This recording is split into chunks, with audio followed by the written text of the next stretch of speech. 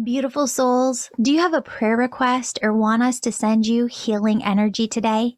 Would you like us to be praying for you, a friend, or a loved one?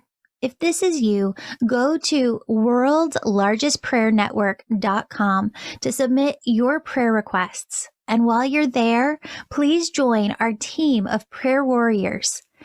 Your angels say that prayer not only opens you to miracles, raises your vibration, and helps you heal, but the more you pray, the more God's presence is felt here on earth. Feel your angels' love right here, right now, as they surround you, and be on the lookout for positive, loving messages that are meant specifically for you in today's episode. Hello, beautiful souls. Welcome back to the Angels and Awakening podcast. I'm your host and author, Julie Jancius, and we're here today with Rita, who is sharing her stories, stories that brought through understanding, that helped her piece together and find peace with her husband's passing. Rita has been on the show before in a group with other women who are in my angel membership. But today we're here one-on-one because I wanted to dive deeper with Rita. Rita, thank you so much for taking time out of your schedule just to be here with all of us. You're welcome, and thank you for having me. Yeah. So your story really starts out the day that your husband passed. And tell us a little bit more about that.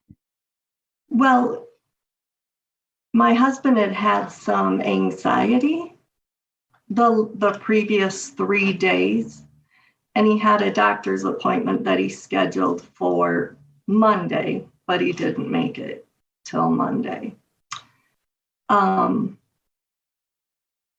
And the day that I'd like to talk about, or that I shared on Facebook, and looking back now, it was automatic writing, because I would have never been able to get that out in my own grief, but I had no idea what automatic writing was at the time. Mm-hmm. And also my girlfriend said to me, Rita, how did you write that? And I said, I don't know. Share with everybody what you wrote. Okay.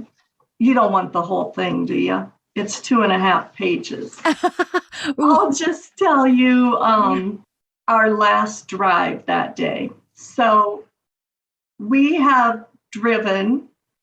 Tom and I would probably go for an evening drive 4 or 5 times a week. And if our daughter would come sometimes, he might ride his scooter sometimes, but he loved evening drives. Excuse me. So that evening, our daughter went, and we have 2 daughters, but one of them went. And we had supper, and then it was time for the evening drive. Cassidy even came along for the drive. Just before arriving at home, we were on a truck route by the dump grounds. And again, we have driven that route hundreds of times. But this time there was wildlife in the ditches and in the fields like we had never seen before. Tom saw a raccoon, and then there were 3 beautiful Canadian geese standing tall, 3 pheasants, some running and some standing, 3 ducks flew over our vehicle, a rabbit crossed the road, and then towards the end, we looked up and saw 3 deer not far in a field. And then over to the left, we saw a kitten in the ditch. And Tom said, it's like a sanctuary out here. And at that moment, I thought how peaceful it was and how strange to see so many different animals standing in threes on this road that we had traveled so many times before and never saw a single animal out of place like they were today. So we turned right on 21st Street towards home, And as we passed the cemetery, out of the blue, he said, "Is this where we'll be buried?" Not wanting to answer, I said, "Well, I was thinking of donating my organs and being cremated." He had always wanted a regular funeral, and he said nothing.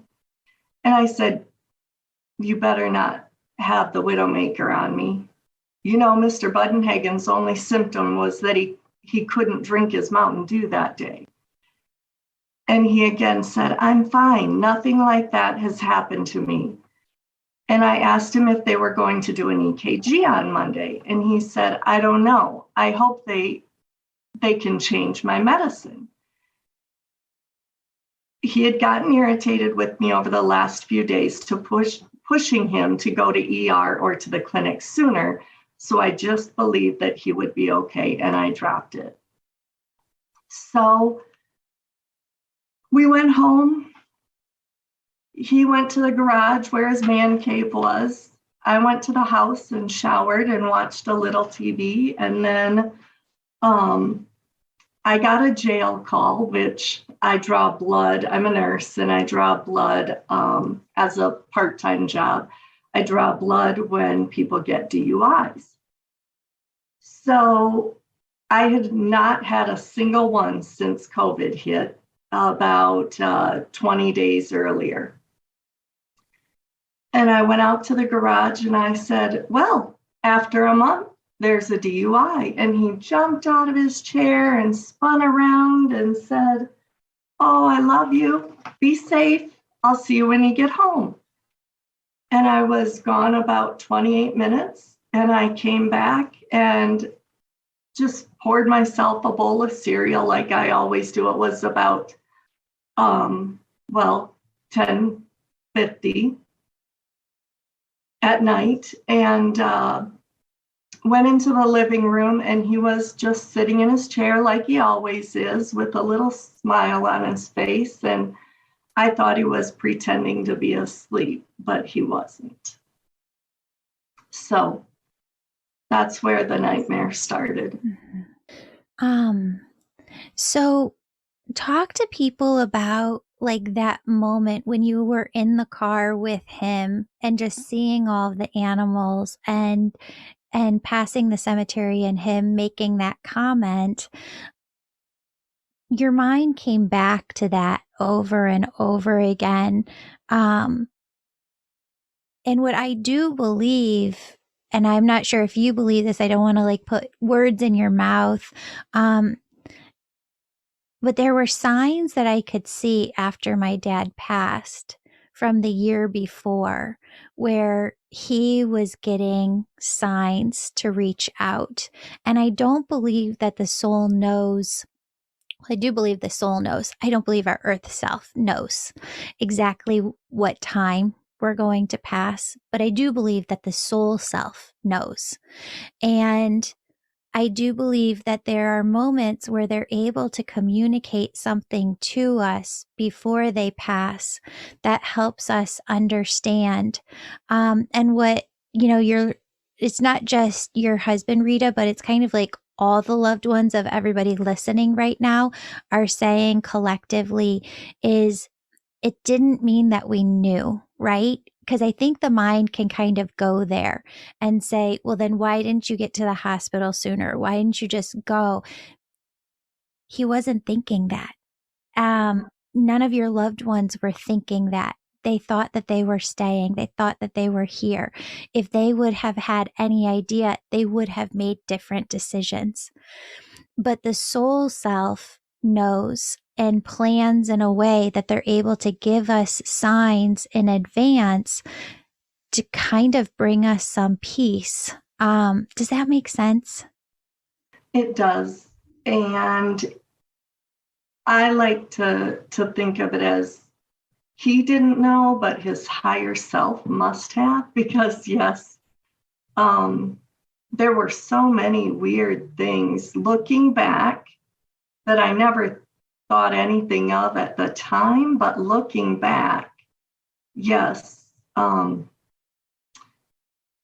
just give a couple examples.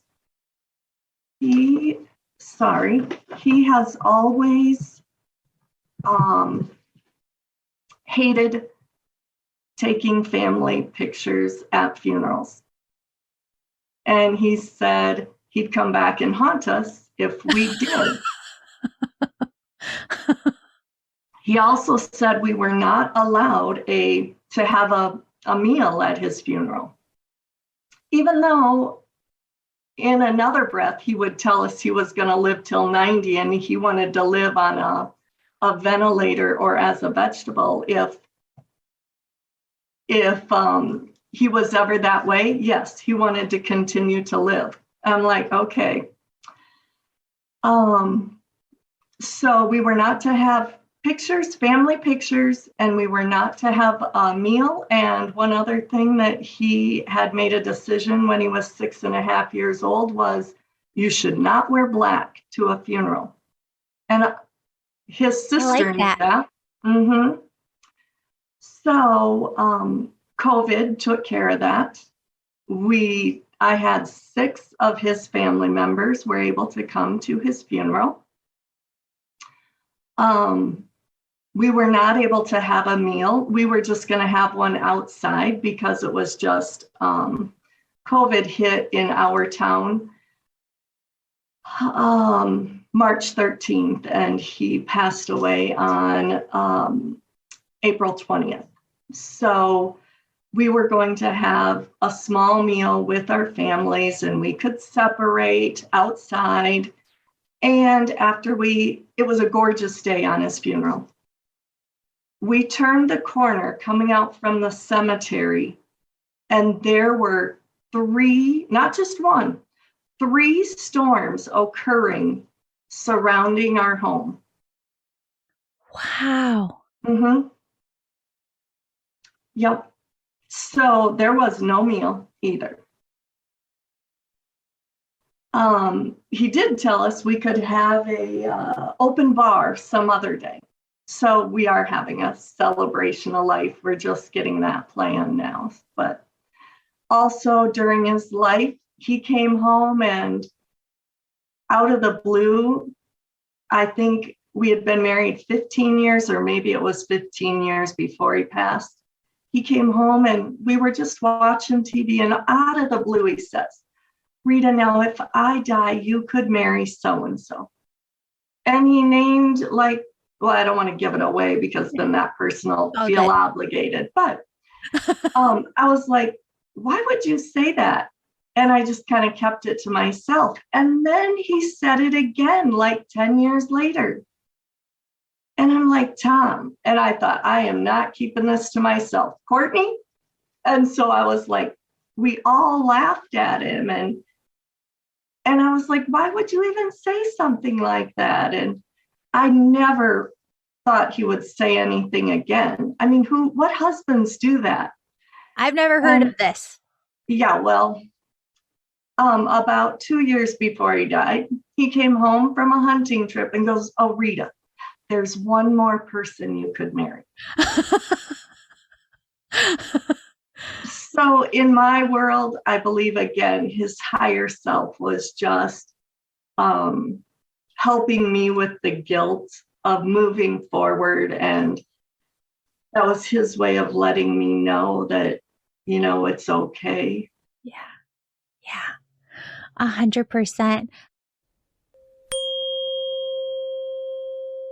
Friend, if the idea of connecting to your angels and changing your life using your very own spiritual gifts sounds amazing and is deeply resonating with you today, I want you to go on my website and check out my angel membership.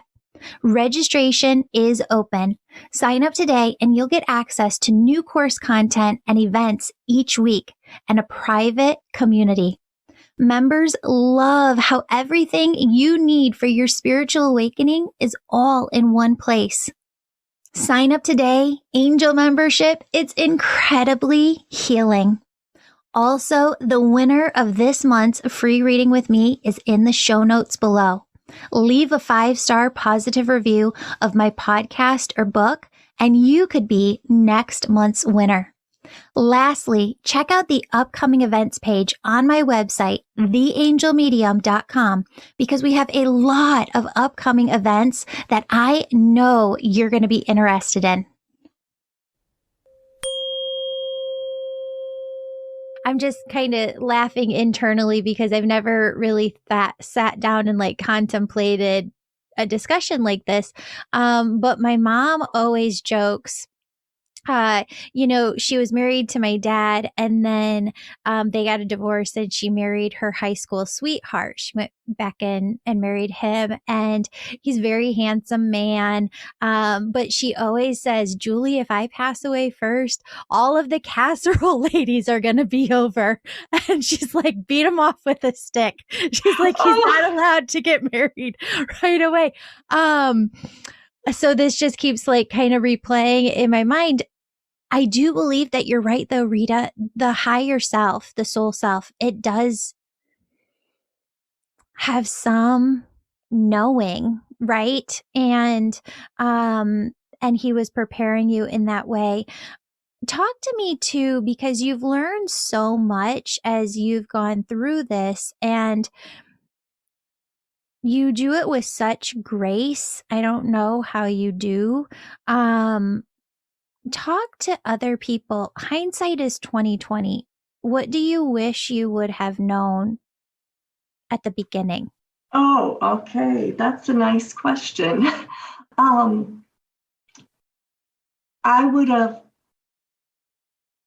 wish I would have known more about spirituality than just religion. I was very God-fearing as a child, all the way into adulthood. Now I know not to fear God. He doesn't ever punish. But for instance, I grew up in the First Assembly of God Church, but always wanted to turn Catholic because I could drink then without guilt, of all things. But and then when I met Tom, he was Catholic, and I was like, sure, I'll change to Catholic. And now I wish that we had talked more about spirituality and angels and communication with the other side before he passed. I know there are other angel members who have, and when their loved one has passed, they were able to begin communication right away and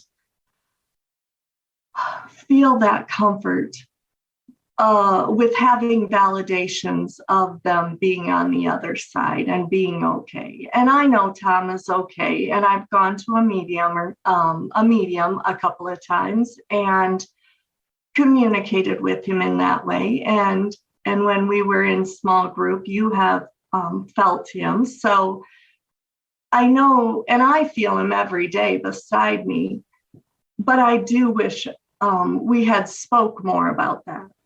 Yeah.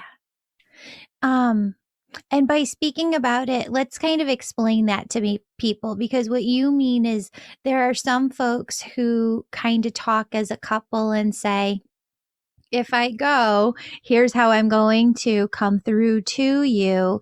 And spouses report that when that person does pass, they start to see those signs that were communicated beforehand right away, right? Mm-hmm, exactly. So that's one piece, like the spirituality piece. What else is kind of coming to you that hindsight is 2020 that you wish you would have known? Oh, well, if I had wishes. Yeah. Well, I wish I would have known, and I wouldn't have left that night, of course, but Oh, but I 100%. don't think that would have changed anything. I do believe, and he and I always talked about the fact that there's a day to be born and a day to die, and no amount of CPR that I performed or anybody else was going to bring him back. Yeah. Oh, no, no, no, no, no. And that's not what I meant. I'm so sorry. No, you and I have talked about that too. I just meant for other people listening, um, that have lost somebody really close to them.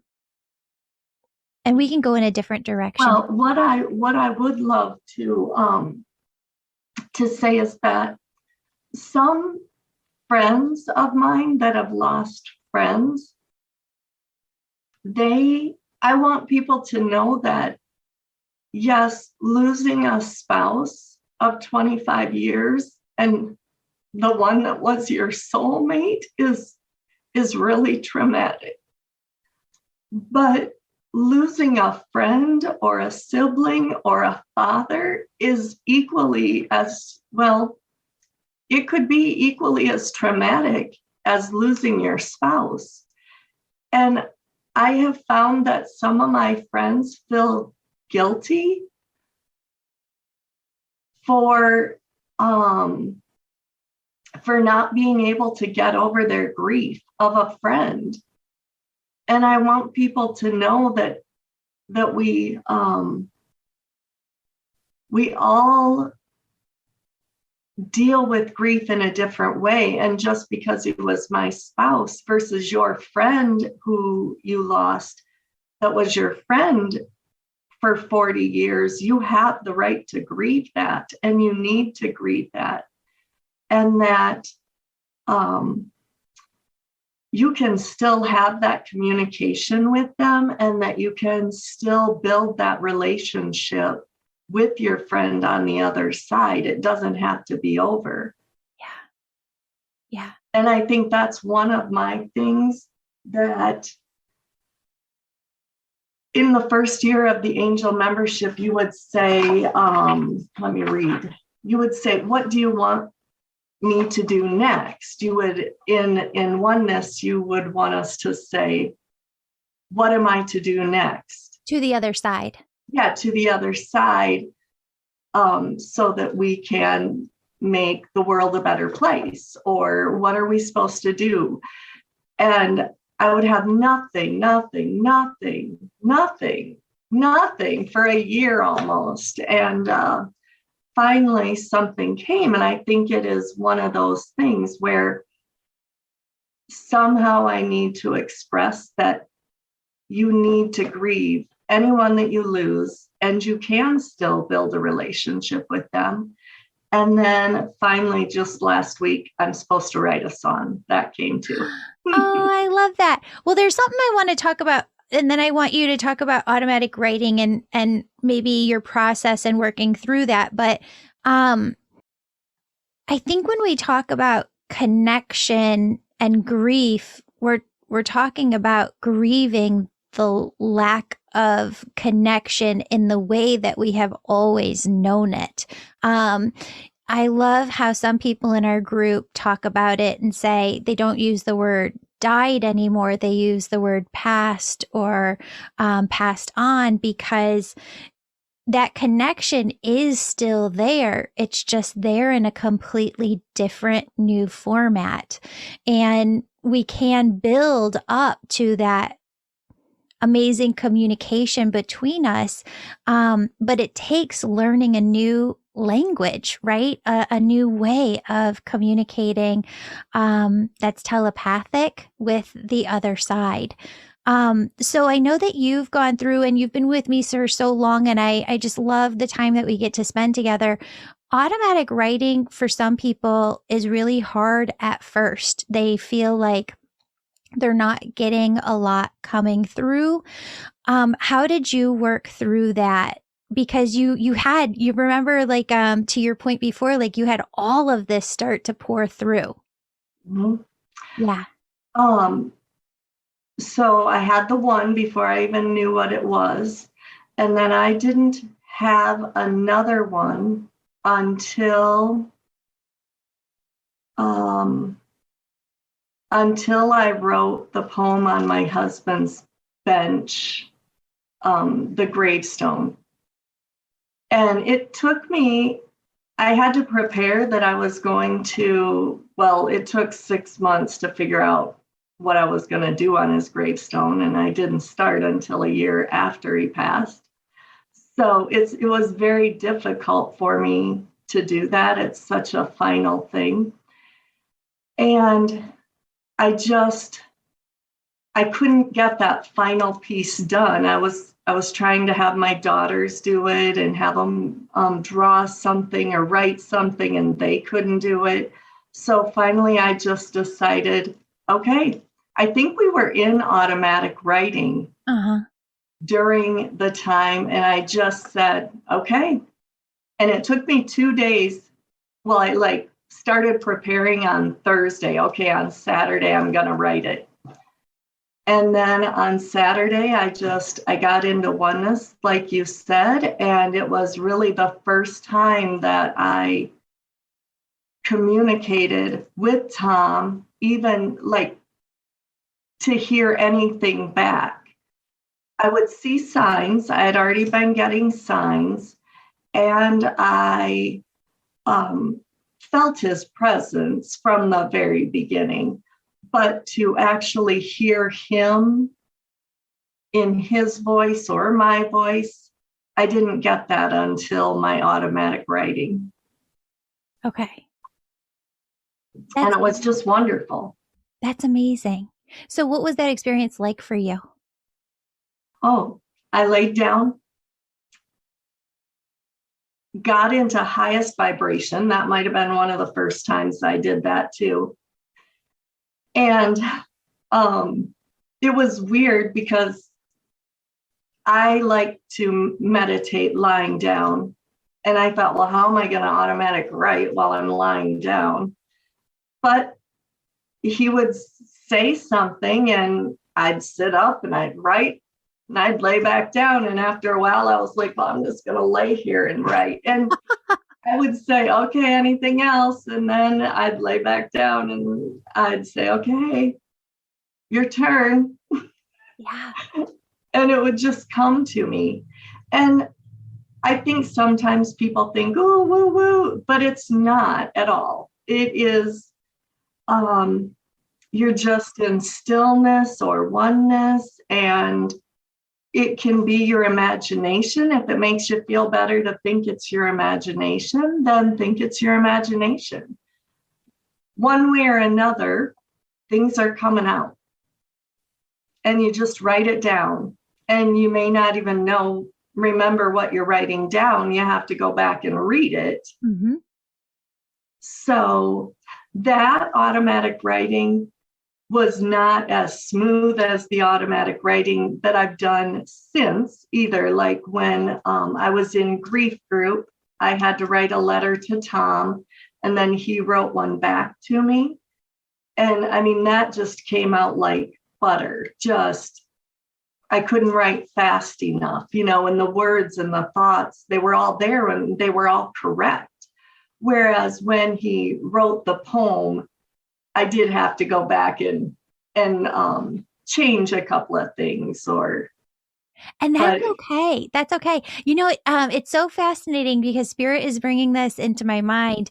My husband and I were down in the kitchen the other day, and I'm totally going to switch like dyslexia, the two, because I do not remember. I wasn't paying that close of attention.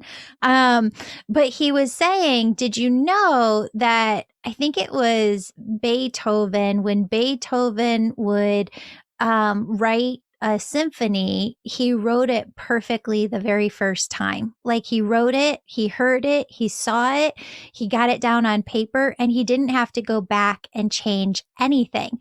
And Mm-hmm. Mozart, I think, was the one that came after Beethoven. And he was saying Mozart was the same way, where he would get, like, because I call them downloads, right? Like it's almost like it's just coming through you so fast, your pen almost can't keep up, or you can't keep up typing because it's just coming through so quickly. But then he would have to go back and make changes. I believe both are divine inspiration coming through. And that's what happens with automatic writing. Like you just sit down and you get this like download of information that it doesn't feel a certain way. It's just like when you go to write a paper and you hear a line before you go to type it out. But if you write down what's coming through and you're in that oneness, highest vibration energy, you're connected to them and you're asking them specific questions and they're bringing through answers to very clearly communicate to you what it is that you need to know in that moment. So I'm so glad that you came into that and it's worked for you, because I know for me, communicating with my dad that way, it just brings me so much peace. Mm-hmm. It does. Yeah. Yeah. I enjoy the signs and I get the signs every day. So that's nice. But when I can just sit and talk with him, I love it. Yeah. I still haven't been able, maybe twice. I did have him come to me twice, where I could just hear him and I wasn't just really focused and automatic writing. I would like to have more conversations with him, but I don't know. Maybe. It'll happen. It continues Yeah. to grow. All you have to do is keep going. What Spirit always says is if you don't give up, they won't give up on you. They'll never give up on you, right? So as long as you keep going, you'll keep growing. And that's all they need.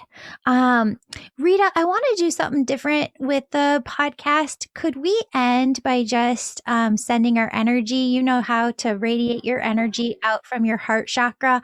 And you made such a good point today that it doesn't matter if you've lost a partner or a parent or a sibling or a friend.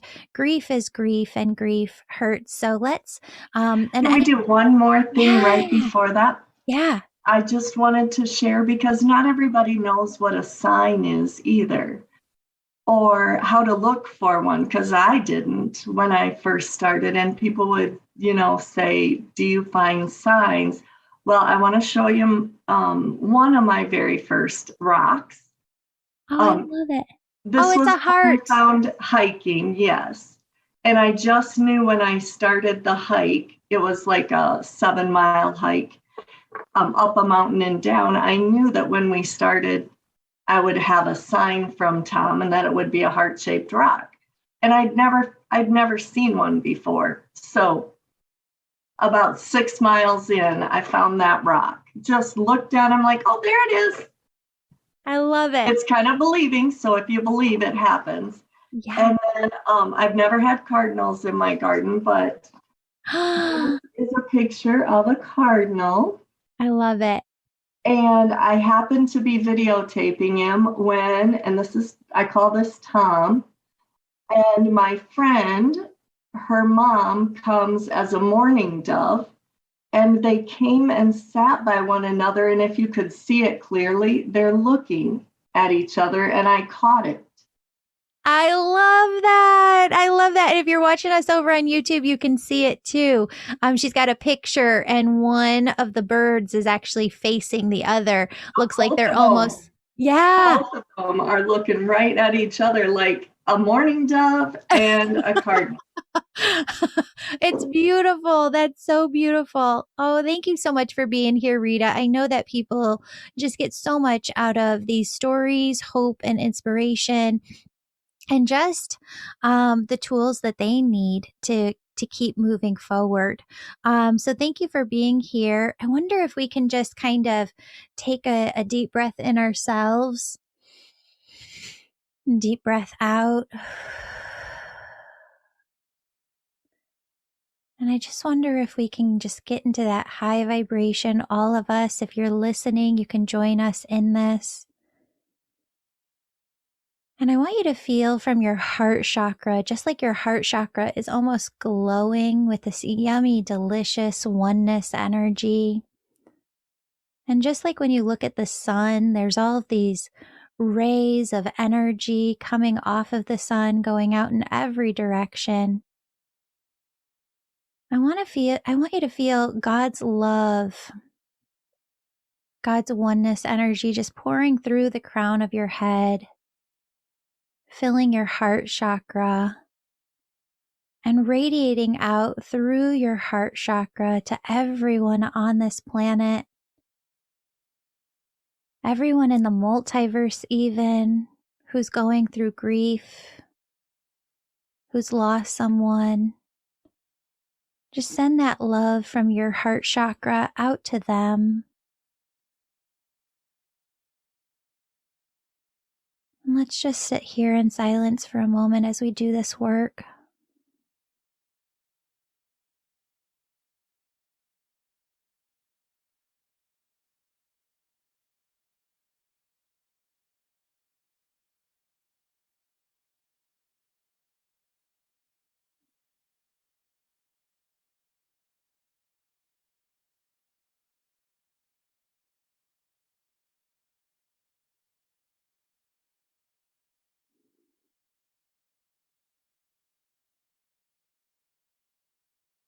I want you to see everybody who needs love, everyone who's grieving.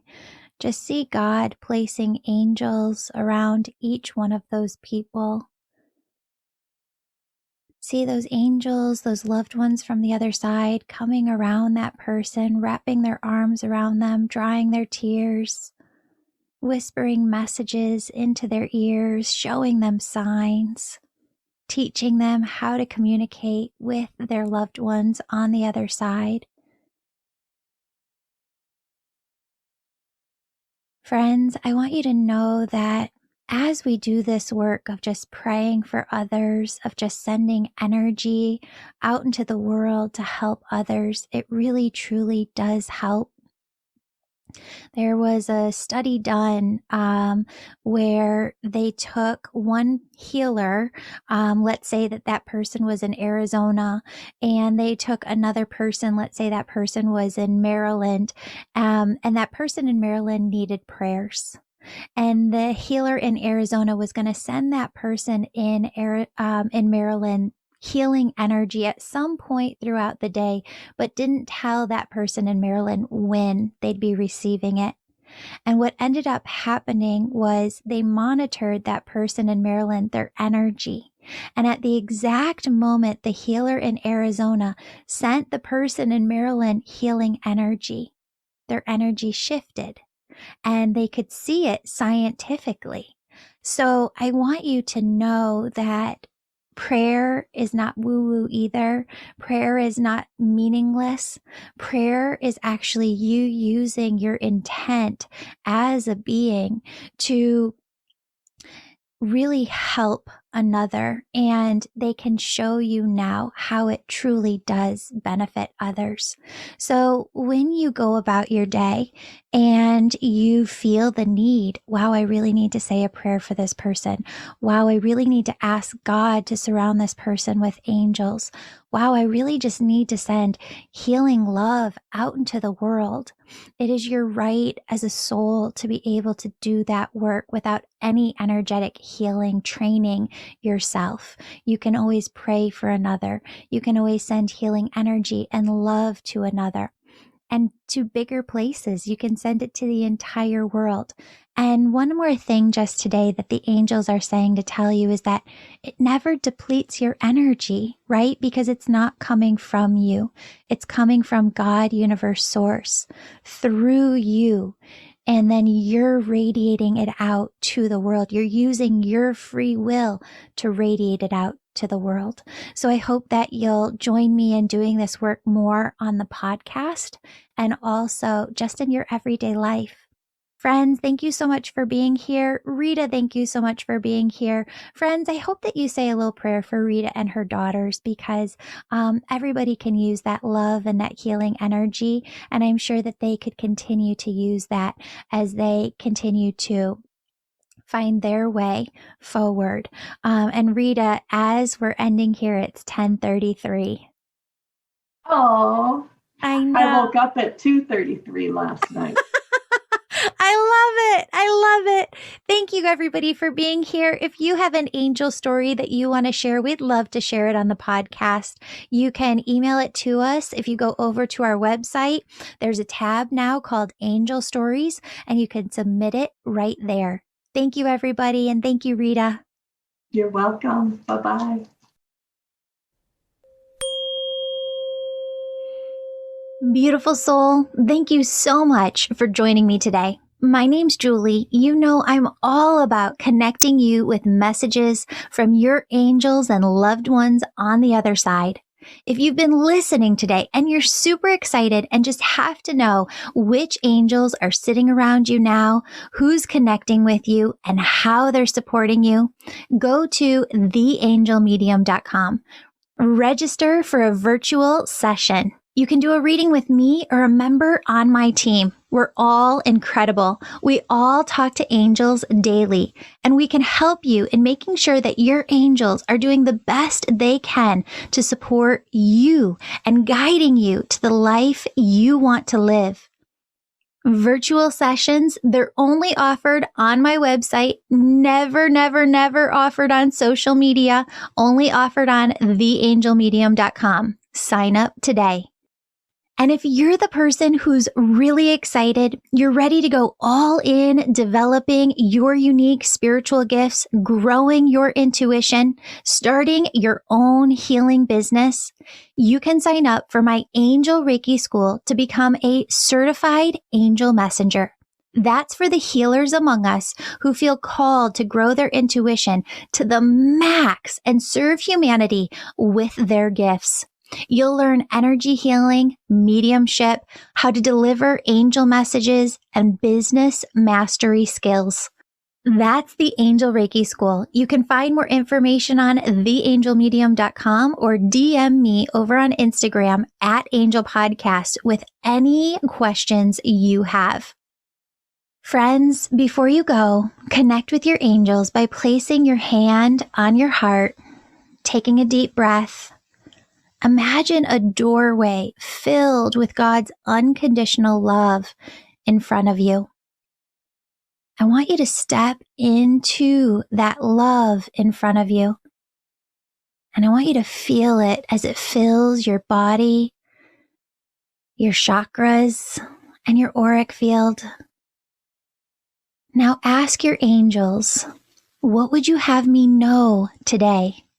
And open yourself to the positive, loving messages they have just for you.